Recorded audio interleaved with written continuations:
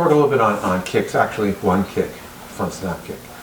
And I teach this first because it's the most important kick. That's the kick you're probably most likely to use in battle. I teach people that when you're kicking in battle, you don't want to kick high. Kicking high is what we call a sport kick. Kicking someone high is like punching someone in the foot. It just takes too long for the foot to get up to where you're trying to kick them. And too easy to block. But for physical fitness, kicking is a good thing to practice.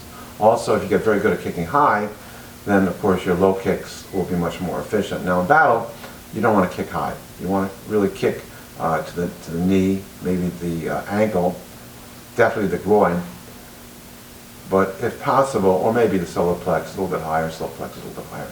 But avoid the face unless you have no choice. If the person's totally untrained and doesn't know that you're going to kick them, then that could be a good kick to the upper extremities. But when you do a front snap kick, I'll have Sensei Mike kind of show you the specific techniques so you can help your kids learn it. So if Mike stands right here where I was, and first thing with front snap kick, first thing you want to think about is putting your knee in the kicking position, which means you're bringing your knee up as high as you can. That's the first thing, even higher. Bring your knee up as high as you can. And that's where you're kicking from. So kicking right from there and down. Good. So the idea is, most people when they kick, they just kind of throw their foot out there without thinking of bending the knee. You want to bend the knee. Number one, it's more powerful. Number two, you can get your hips into it. You can snap it back and use it more than once. And of course, you can kick very high. So Sensei Mike will show you a nice high kick, bang, very snappy. Do it again. Good. So you notice he does not straighten his knee out. He actually doesn't straighten it out at all. The foot comes all the way back. So he's in this position, knee up, after the kick is over, and then we'll put it down. So again, it looks like this. One, good, and then the other side, kick. And we're going to fight. We're going to do it from fighting position. So when I train him to fight in this position, hands up. You're not supposed to be what we call dancing between kicks. I say there's three basic things. It should be fast, high, and snappy.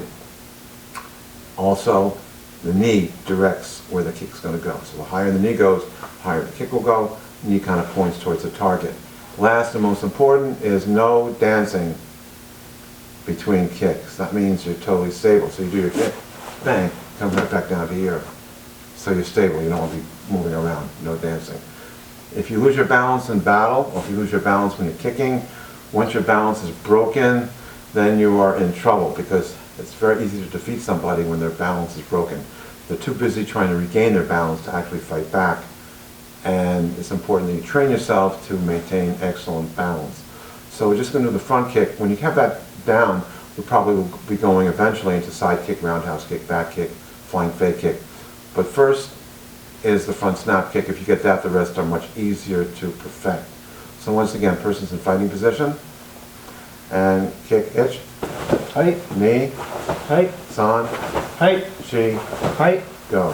height. Good. So the thing is you want to think about is some people when they kick, they don't kick straight, and you want to really measure straight in. So you're really kicking right down the middle of the line, so you're hitting the target. Some people their kicks go all over the place. You want to be able to hit the target exactly where you want to go. You want to make sure you hit the target. Now in Ishinro, the weapon, our feet, we roll our toes back so we're kicking with the balls of the feet. I'm not a big fan of that. One of the first systems I studied was called Weishiru. It's another Okinawan system. And in Weishiru, we kick with our toes. That makes perfect sense to me. Why? Because that extends the length of your weapon a little bit. And also, in this country, you're not going to take your shoes off if you're in a fight. You have your shoes on, which means you're not going to really be able to bend your toes back to kick with the balls of your feet. It'll actually be more like kicking with your toes and penetrating with your toes. I prefer that for the training people how to kick. If we're walking around barefoot, or if we took our shoes off to fight somebody, well, that would be kind of pathetic for you to do that. Actually, there's a situation where you may want to do that. And I'll just tell you that this is an interesting anecdote, little thing to know about. It is good to take your shoes off if you want to put your shoes on your hands to fight somebody who's attacking you with a knife. Because, of course, then you can use the shoe as a buffer between the blade of the knife and your body. Otherwise, keep your shoes on if someone tries to attack you. You can use your shoes as a very, very powerful and strong weapon. So, those are front kicks. We have front kick that we practice. We have side kick. Your kids know these kicks, most of them. See if you can have them do it so they can show off to you. Then we have roundhouse kick. Knee kick is a great kick. It's actually a thrust.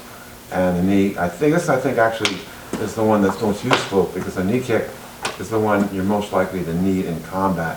I tell people that if they're being attacked and they can do the kick, that means the person's far enough away that you can run. If someone's close in, that's where the knee kick comes, knee groin kick. That's what you'll be using. Anyway, so in the future we will go into other kicks. Otherwise, work on the front snap kick. It's very important, and it's also a very good exercise. Attention stance, ready, height. Thank you.